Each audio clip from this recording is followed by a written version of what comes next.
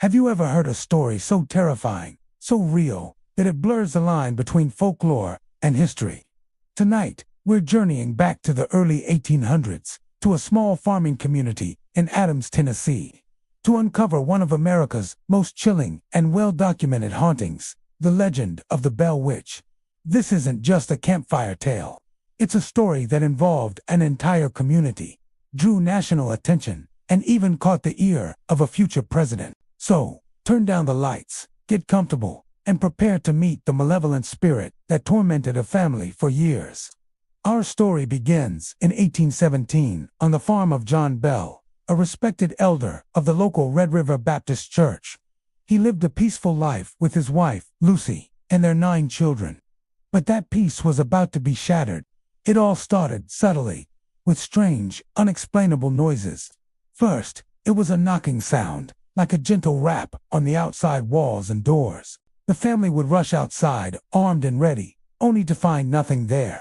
Then came the sounds of gnawing on the bedposts, chains being dragged across the floor, and faint, whispering voices that seemed to come from nowhere and everywhere at once. At first, John Bell tried to keep it a secret, fearing ridicule from his neighbors. But as the disturbances grew more frequent and more aggressive, he knew he couldn't hide it any longer.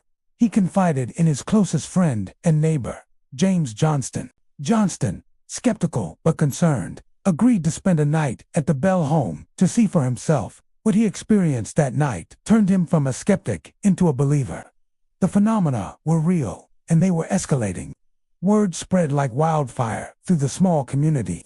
People from all over Robertson County flocked to the Bell farm, hoping to witness the strange events for themselves. And they were not disappointed. The unseen entity, which had now begun to speak in a clear, audible voice, identified itself. It claimed its name was Kate, and it was the spirit of a woman who had been wronged.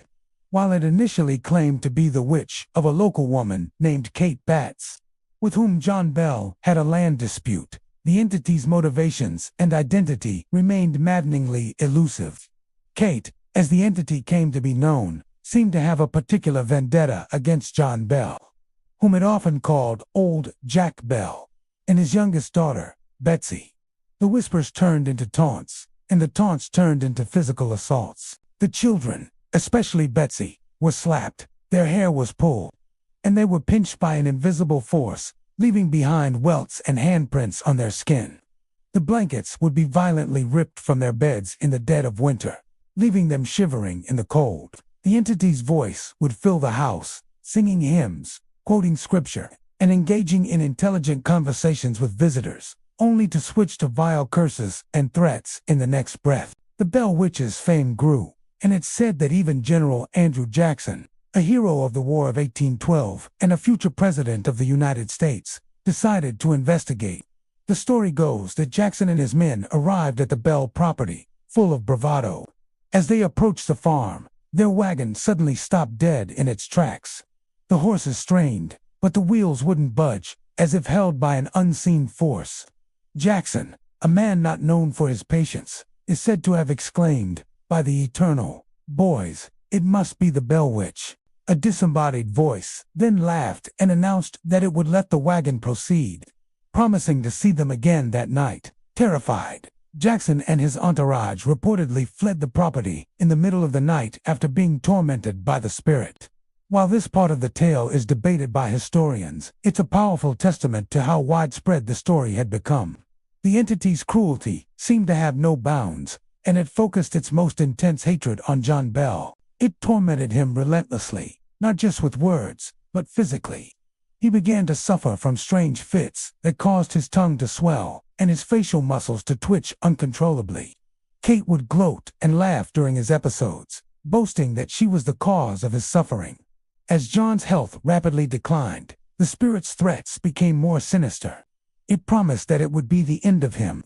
In December of 1820, after a severe bout of illness, John Bell fell into a stupor and couldn't be roused. The family found a strange vial of dark liquid in the medicine cabinet.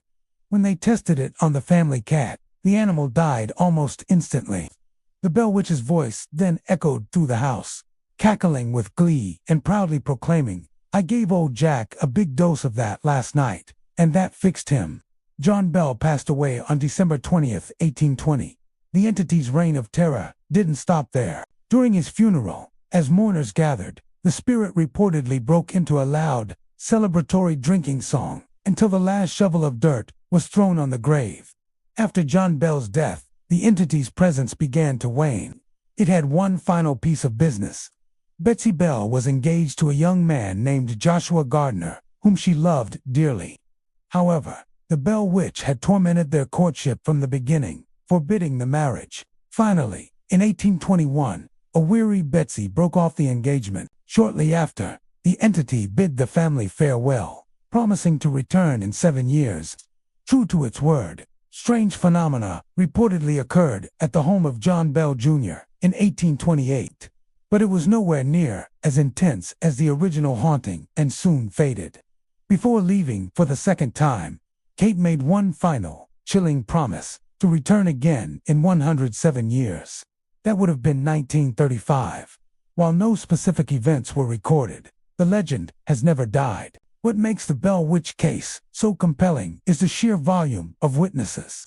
This wasn't just a family's shared delusion.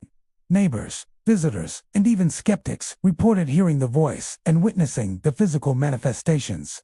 One of the most important accounts comes from Richard Williams Bell, one of John's sons, who documented the events in a manuscript titled Our Family Trouble. This first-hand account has become the primary source for most of what we know about the haunting today. The story has inspired countless books, documentaries, and even major Hollywood films, most notably The Blair Witch Project and An American Haunting. Unlike many ghost stories, the Bell Witch was never seen. It was a presence felt, a voice heard, a terror that was purely psychological and physical. It interacted with the real world in a way that few other paranormal accounts have ever described. To this day, the area in Adams, Tennessee, is considered by many to be haunted. A replica of the Bell family cabin stands near the original site, and a nearby cave, known as the Bell Witch Cave, is a popular destination for ghost hunters and thrill seekers. Visitors to the cave and the surrounding land report hearing disembodied whispers, seeing strange lights, and feeling an overwhelming sense of dread and being watched. Some even claim to have captured electronic voice phenomena, or EVPs, of a female voice believed to be Kate. The land itself seems to hold on to the memory of the terror that unfolded there 2 centuries ago. So, what was it? A poltergeist? A demon? The vengeful spirit of a wronged woman? Or a complex, elaborate hoax carried on for years? We may never know for sure. But the story of the Bell Witch serves as a terrifying reminder that sometimes the greatest horrors are the ones we cannot see. The monster isn't always under the bed. Sometimes it's in the very air you breathe. Thanks for joining me on this journey into one of America's darkest legends. What do you think happened on the Bell Farm? Let me know your theories in the comments below. If you enjoyed this dive into historical horror, don't forget to like this video and subscribe to the channel for more explorations of the strange and unexplained. Stay curious and stay safe.